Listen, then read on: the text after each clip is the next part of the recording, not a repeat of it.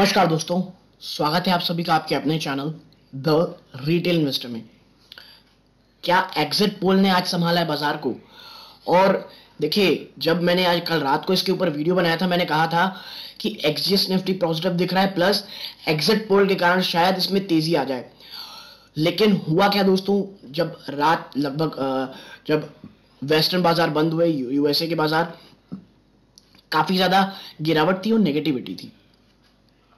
फिर क्या होता है, उसके बाद बाजार जब सुबह खुलते हैं काफी नेगेटिव होते हैं, 130 140 पॉइंट नीचे जाते हैं। उसके बाद ऐसा देखा जाता है कि धीरे धीरे रिकवरी हो रही है, धीरे से। और अब मैं जब आपके सामने वीडियो बना रहा हूं, लगभग 3 बज रहे हैं उस समय, जबरदस्त रैली दिया है इस शेयर ने, कह लीजिए निफ्टी ने जबरदस्त अपने आप को बाउंस किया है निचले स्तरों पे। और अभी मुझे लग रहा है दोस्तों कि हाँ, ये शेयर अब आपको तेजी धीरे से आपको दिखाने वाला है।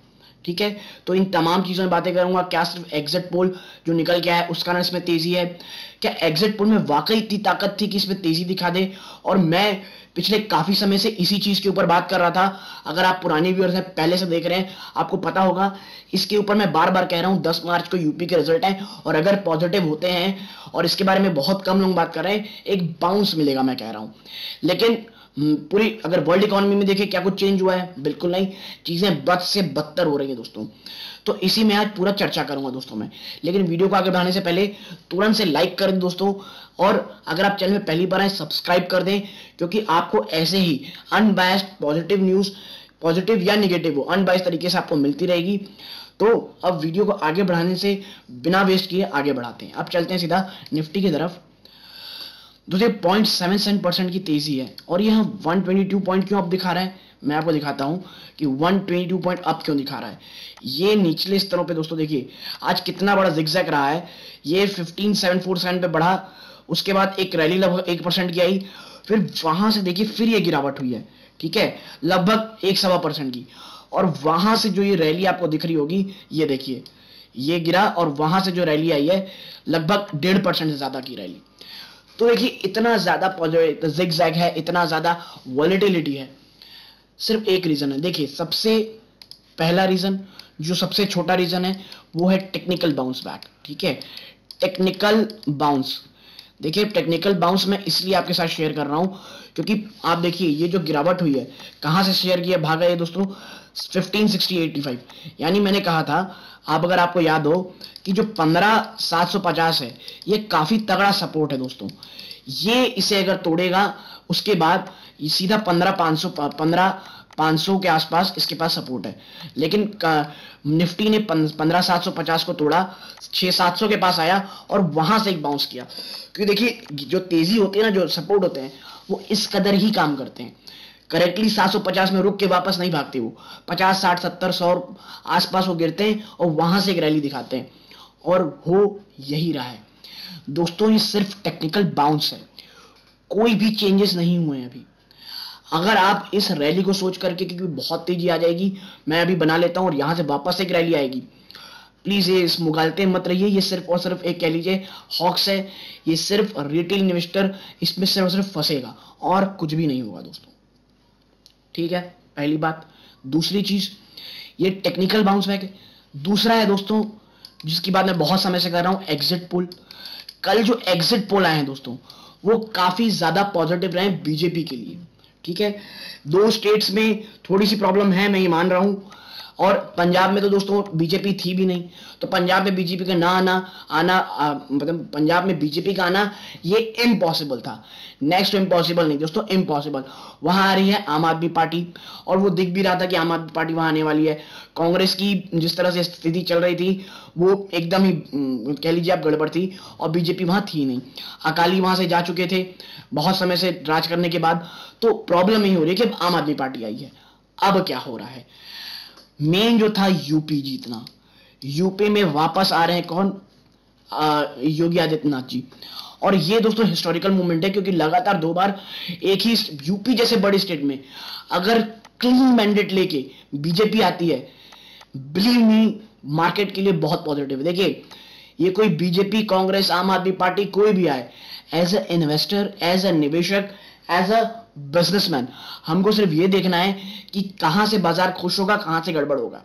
यूपी में बीजेपी का वापस आना बाजार के लिए एक बहुत ज्यादा पॉजिटिव सिग्नल है।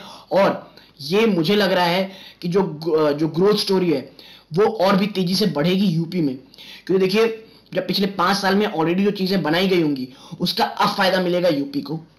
ठीक है, अब मैं आपको बताता हूं, ये दूसरी चीज हो गई। क्या ये दो चीज भगा ले जाएंगे स्टॉक मार्केट को? बिल्कुल नहीं दोस्तों।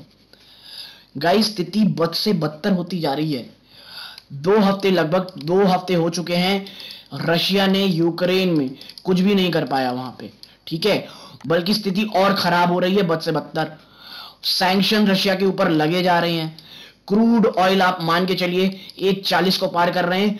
और एनालिस्ट जो है, जो आप कह लीजिए ये सब देख रहे हैं, उन्होंने जो प्रेडिक्शन किया है वो दहला देने वाला है दोस्तों, और सीरियसली दहला देने वाला है। क्या है?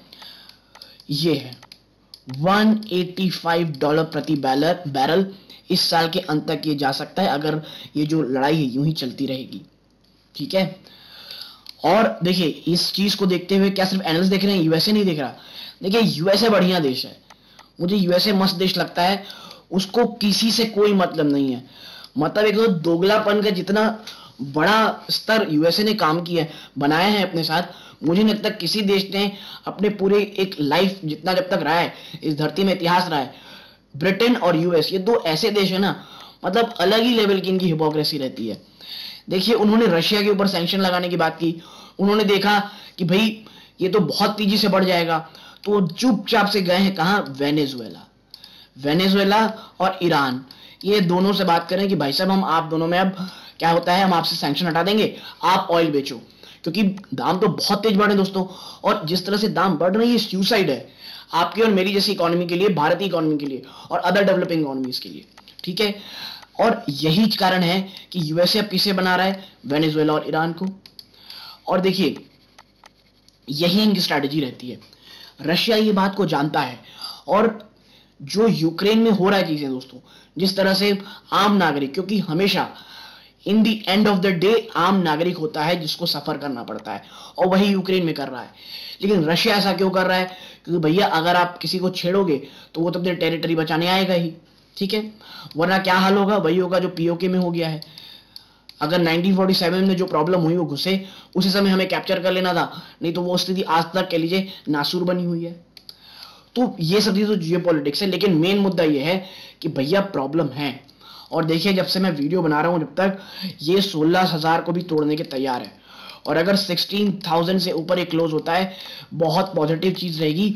एज अ कह लीजिए एक बहुत बड़ा हडल ये तोड़ के बंद होगा, लेकिन इसके लिए 3:30 बजे तक का इंतजार कीजिए। अभी आपको बहुत ज्यादा वॉलेटिलिटी इसमें देखने मिलेगी, लेकिन मैं कोई भी बहुत ज्यादा पॉजिटिव बिल्कुल भी नहीं है दोस्तों कि ये जो तेजी होगी ये बड़ी बड़ी बेहतरीन है। इस पे मैं कोई भी नहीं चाहता हूं। क्यों? क्योंकि ये जो तेजी है ये सिर्फ एक बाउंस होगा, और 10 मार्च में मुझे लगता है एक और आपको शायद बाउंस देखने मिल जाए बहुत तेजी का। लेकिन and at the end of the day problem जो है वो अभी भी स्थिति में खड़ी हुई है, और वो यही है कि भाई साहब जो एक्चुअल रीजंस है, जो प्रॉब्लम है, वो बिल्कुल भी सॉल्व नहीं हुए हैं। ठीक है, तो अगर आप एक लॉन्ग टर्म के निवेशक हैं और इस बाउंस में अगर आप ले रहे हैं तो प्लीज अभी कुछ भी हड़बड़ाइए मत। मैं फिर कहूंगा हड़बड़ाइए बिल्कुल नहीं, अभी आपको मौके और मिलेंगे कि कोई भी चीजें भी ठीक नहीं हो रही हैं।